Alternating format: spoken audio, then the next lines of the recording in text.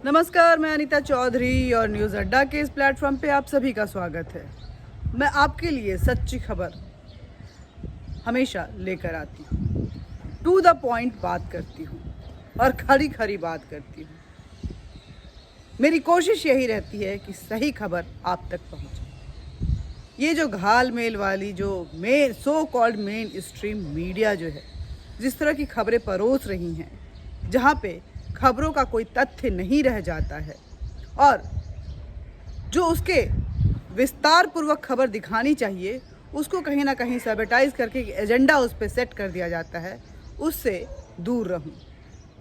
आपको बताऊं कि आखिर ये जो ट्रेंड खबरों का चल रहा है उसके पीछे की सच्चाई क्या है, या जो खबर अभी आ रही है वो उसके मायने क्या हैं, वो आखिर कहना क्या चाहती है। कोशिश यही रहती है, इसीलिए एक बार फिर से आपको जय हिंद जय भारत। आपसे गुजारिश है कि आपको अगर ये सच्ची खबरों का ये जो प्लेटफॉर्म है अगर पसंद आ रहा है तो आप इसे लाइक एंड शेयर ज़रूर करें, ताकि आपके जानने वालों तक या जन जन तक सच्चाई की आवाज़ पहुंच पाए। आज हम बात करेंगे राहुल गांधी की। राहुल गांधी ने जिस तरह से जब बजट पे चर्चा थी सदन में और उन्होंने जिस तरह से अपनी शोखियाँ पेश की, अपनी नासमझी पेश की, उसको तो पूरा देश ने देखा ही। वो सारे लोग जानते हैं कि क्या बचकानी बातें वो कर रहे थे, जिसका ना कोई सर था ना पैर था। बजट पे प्रिपरेशन नहीं थी, लेकिन जिस किसान बिल पे वो चर्चा करना चाहते थे, कम से कम उसको तो ढंग से पढ़ कर आते। लेकिन उन्होंने ऐसा भी नहीं किया, वो कुछ भी बोले जा रहे थे और जवाब सुनने से पहले वो सदन से उठ खड़े हुए भाग लिए। हालांकि ये राहुल गांधी की फितरत है, जब भी सुनने और जवाब देने की बारी आती है तो वो निकल लेते हैं, कभी सदन से तो कभी देश से। ये उनकी आदत है। लेकिन इन सब के बीच राज्यसभा और लोकसभा में हमारे डिफेंस मिनिस्टर, हमारे रक्षा मंत्री राजनाथ सिंह ने एक अच्छी खबर दी, क्योंकि पिछले तकरीबन 1 साल से हिंदुस्तान और चीन की सरहद पर तानातानी सी बनी हुई है। चीन हटने का नाम नहीं ले रहा है और भारत उसको 1 इंच देने को भी राजी नहीं है।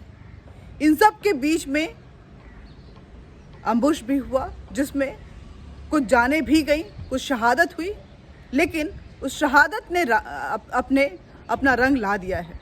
जो भारतीय सेना की शहादत थी वो अपना परचम लहराते हुए आखिरकार चीन को ये मजबूर कर दिया कि आप डिसएंगेजमेंट को राजी हो जाएं।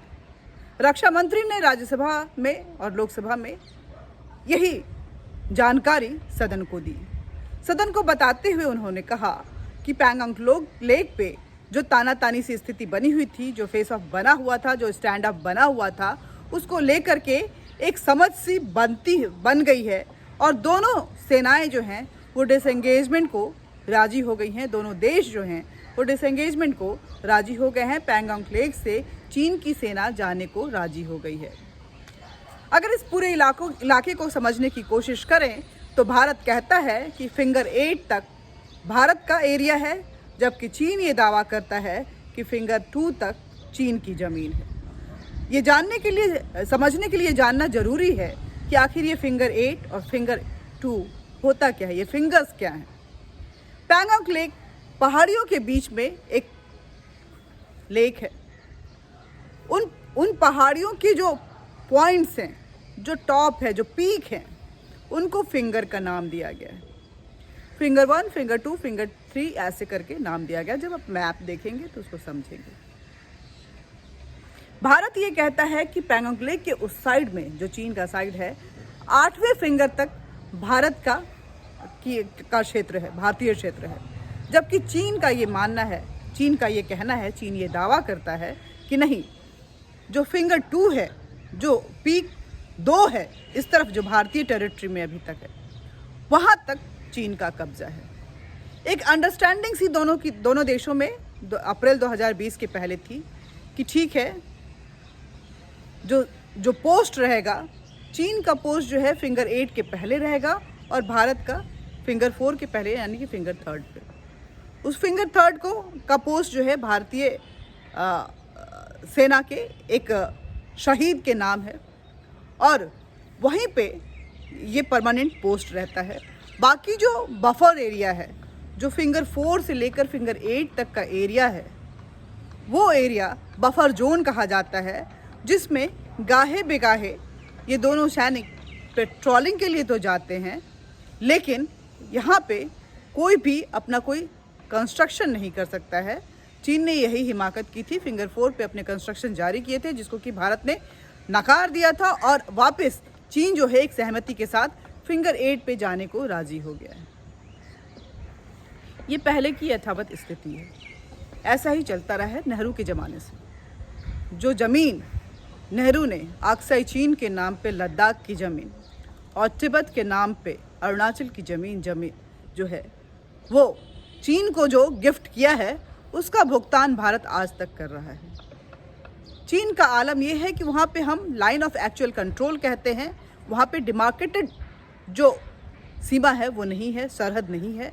वहाँ पे हमारी जो सरहद है वो दोनों देशों के बीच में एक अंडरस्टैंडिंग के साथ बनी हुई है, जिसको हम लाइन ऑफ एक्चुअल कंट्रोल कहते हैं। वो डिफाइंड लाइन नहीं है, एक डिमार्केटेड लाइन है जिसको हम मान लिए हैं। चीन भूटान में तो मैकमोहन लाइन को मानता है, लेकिन हिंदुस्तान में नहीं मानता है। चीन की इंक्रोचमेंट की पॉलिसी है, ये पूरा विश्व जानता है। आपने देखा कि जब भारत और चीन के बीच ये स्टैंड ऑफ पोजीशन आया, तो अमेरिका भी कहीं ना कहीं भारत के साथ खड़ा हुआ नजर आया। सिर्फ ट्रम्प के ज़माने में नहीं, बल्कि जो बाइडेन के ज़माने में भी, जब उनके फॉरेन मिनिस्टर और भारतीय फॉरेन मिनिस्टर के बीच में मीटिंग हुई, बातचीत हुई, उसके बाद जो स्टेटमेंट आया वो अमेरिका की तरफ से यही था कि वो बहुत कंसर्न है इस टेंशन वाले सिचुएशन को लेकर के, लेकिन अमेरिका हमेशा भारत के साथ है, पूरा विश्व भारत के साथ है। चीन की इस गंदी हरकतों को हर कोई जानता है, चाहे वो साउथ चाइना सी हो, चाहे वो ज़मीन की बात करें, वो Vietnam, Australia, Taiwan, Hong Kong, Tibet या भूटान। चीन हमेशा घुसने की कोशिश करता है, जिसको लेकर के पूरा विश्व परेशान है। चीन की ही एक हिमाकत है कि म्यांमार में ये ऐसी स्थिति बनी हुई है जहाँ पे चुनी हुई सरकार को मिलिट्री पे ने कब्जा कर लिया है। चीन ऐसा करता रहता है छोटे छोटे देशों। वो शायद भारत को भी एक छोटा देश समझ बैठा था, लेकिन चीन को ये पता नहीं था कि सिचुएशन जो है वो 62 वाली नहीं है, वो नेहरू का ज़माना नहीं है। ये एक सशक्त चुनी हुई सरकार है, स्टेबल सरकार है, जो फैसले लेना जानती है, किसी के सामने झुकना नहीं जानती है, बातचीत के ज़रिए मसलों को सुलझाना चाहती है, मगर वहाँ पे कॉम्प्रोमाइज़ वाली कोई सिचुएशन नहीं होती है। ये भारत है, नए युग का भारत, एक प्रगतिशील भारत। भारत का परचम आज पूरे विश्व में लहरा रहा है और आपने देखा कि किस तरह से इस पैंडेमिक वैश्विक महामारी के समय में शुरू से लेके अभी वैक्सीन के ज़माने तक पूरा विश्व भारत की तरफ मुंह ताक रहा है। वो भारत की मदद चाहता है, वो भारत के रास्तों पे चल के किसी भी महामारी से, किसी भी आपात सिचुएशन से निपटना चाहता है। ये विश्व में भारत की ताकत है। चीन इस बात को समझ गया है और चीन अब सुलह को तैयार है। रक्षा मंत्री ने साफ कहा कि अभी जो बात हुई है वो पैंगोंग लेक पे हुई है, बाकी जो जहाँ पे चीन जो है वो इंक्रोच किए हुए है, वहाँ पे भी हमारी बात जो है सुलह के ज़रिए सुलझेगी। भारत एक भी इंच नहीं देगा, भारत को कोई घाटा इसमें नहीं है, भारत ने कहीं कॉम्प्रोमाइज़ नहीं किया है और धीरे धीरे जब ये पूरा मसला सुलझ जाएगा, तब कमांडर लेवल की बातचीत के ज़रिए एक यथावत स्थिति बनाई जाएगी और उसके बाद ही राजनयिक यानी कि पॉलिटिकल अंडरस्टैंडिंग के साथ बात आगे बढ़ेगी। ये साफ सदन में कहा जा चुका है। लेकिन राहुल गांधी तो राहुल गांधी है, तमीज़ नाम की चीज़ उनके अंदर है नहीं। राहुल गांधी, एक बात मैं आपको बता दूं कि ये देश भारत है जहाँ पे संस्कार और संस्कृति जो है वो कण कण में वास करता है। इस देश में हमारे सीनियर्स को इज्जत के साथ उनसे बातचीत की जाती है, उनका नाम लिया जाता है। लेकिन जिस तरह से आप इस देश के प्रधानमंत्री की हमेशा बेइज्जती करते हैं, उनके लिए अपशब्दों का इस्तेमाल करते हैं, कहीं ना कहीं ये भी एक वजह है कि आप जनता के बीच में अपना जनाधार खोते जा रहे हैं। राहुल गांधी ने आज बड़ी ही बेशर्मी के साथ कहा कि नरेंद्र मोदी हमारे भारत की जमीन चीन को दे रहा है, वो चीन के सामने झुक गया है, वो चीन को गिफ्ट कर रहा है हमारी मन। आप समझ रहे हैं कि आप किसको इस तरह से डिनोट कर रहे हैं? जिस तरह की भाषा का इस्तेमाल आप इस देश के प्रधानमंत्री के लिए कर रहे हैं, क्या आपको लगता है कि इस देश की जनता आपको इज्जत और वोट देगी? कभी नहीं राहुल गांधी जी। आप संस्कारों को अडैप्ट कीजिए। मैं बार बार बोलती हूँ कि कांग्रेस को अब धीरे धीरे कांग्रेस जो है संस्कारहीन पार्टी होती जा रही है, भारतीयता से दूर होती जा रही है। ये अच्छी बात है राहुल गांधी जी, ये सारा देश जानता है कि पूरा विश्व जानता है कि कांग्रेस पार्टी, खासकर गांधी फैमिली के और चीन के बीच में एक अग्रीमेंट हो चुका है। ये आपकी मजबूरी है कि आप चीन के हिमायतगार बनकर भारत को हमेशा कटघरे में खड़ा करते हैं और उससे भारत से सवाल करते हैं, चीन भारतीय सैनिक से सवाल करते हैं। लेकिन आपको बता दूं कि यहाँ पे सेना अपना परचम लहरा रही है। सेना ने चीन को मजबूर कर दिया है कि वो अपने यथावत स्थिति पे जाए। सेना ने कैलाश रेंज पे अपना कब्जा जमाया हुआ है। ये भारत की सेना है, वो सशक्त सेना जो पाकिस्तान में घुसकर उनके ठिकानों को ध्वस्त करती है। ये भारत की वो सेना है जो चीन को ये सबक दिलाती है कि तुम हमारे एक मारोगे तो हम तुम्हारे 4 मारेंगे। 20 के बदले हमने 100 से ज़्यादा उनके ख़त्म किए हैं। ये भारत की सेना है।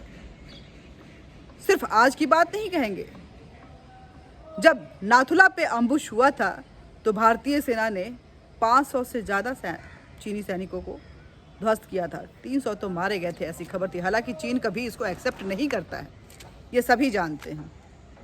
ये भारत की ताकत है कि चीन के हर मार्केट को, हर इंडस्ट्री को भारत में बैन कर दिया गया और चीन तिलमिला के रह गया। ये भारत की ताकत, सूझबूझ और स्ट्रैटेजी, सामरिकता का परिचय है कि आज चीन के खिलाफ पूरा विश्व खड़ा है और चीन चाहकर भी पूरे विश्व से टक्कर नहीं ले पा रहा है। चीन छोटे छोटे घुसपैठ तो करता है, लेकिन जब जवाब देने की बारी आती है तो चीन कहीं बिल में घुस जाता है। ये भारत की ताकत, सूझबूझ, सामरिकता और स्ट्रैटेजी है। ये नए युग का भारत है, जहाँ पे भारतीय, जब भारत की बात आती है तो सिर्फ और सिर्फ भारत माता को याद रखते हैं, अपने देश के झंडे को याद रखते हैं और ये कहते हैं कि मेरे देश की जब बात है तो मैं अपने देश के साथ हूँ, और वो देश तब सेना और सरकार होती है।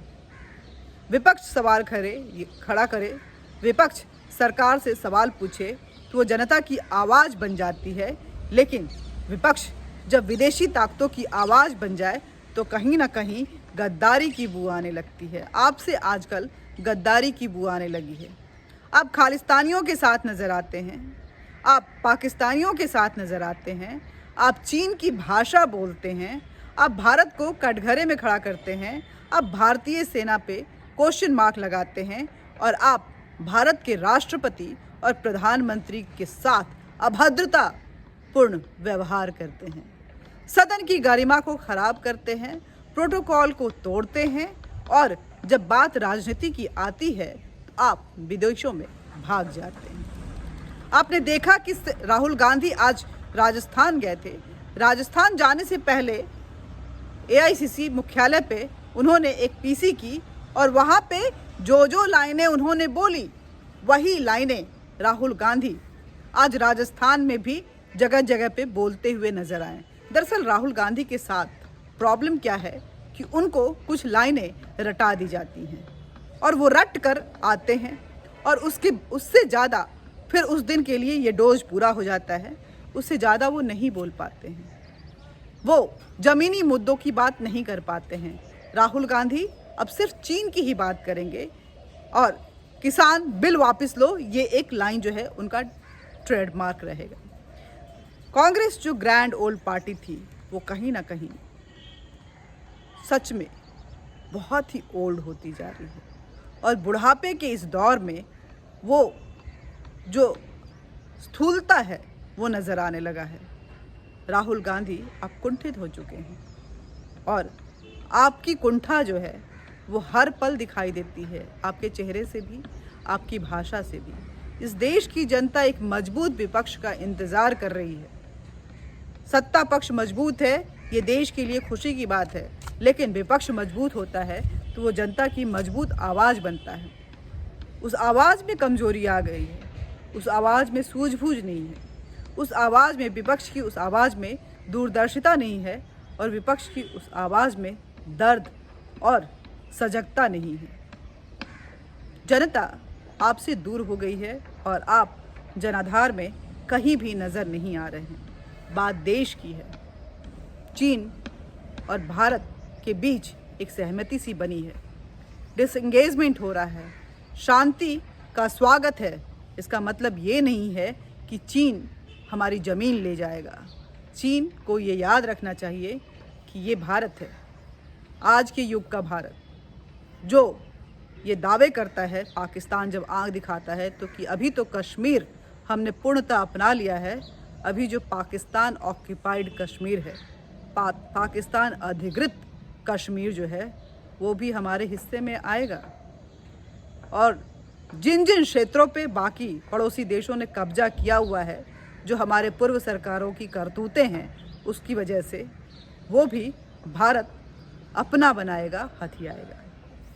नमस्कार, जय हिंद। इस वीडियो को आप शेयर ज़रूर करें क्योंकि लोगों के लिए समझना ज़रूरी है कि आखिर लद्दाख में चीन और भारत के बीच की ज़मीनी हकीकत क्या है और उस ज़मीन में जो फिंगर्स होते हैं, जो पॉइंट्स होते हैं, जो नंबर्स होते हैं, उसमें ये आज की बात नहीं है। नेहरू के ज़माने में ही ये अंडरस्टैंडिंग बनी थी और नेहरू ने ही ये सारा कुछ किया था। वो किस तरह से आगे बढ़ता है, फिलहाल युद्ध नहीं, शांति की दरकार है और इस शांति में एक मजबूत भारत के उभरते हुए चेहरे का आगाज़ है। नमस्कार, जय हिंद।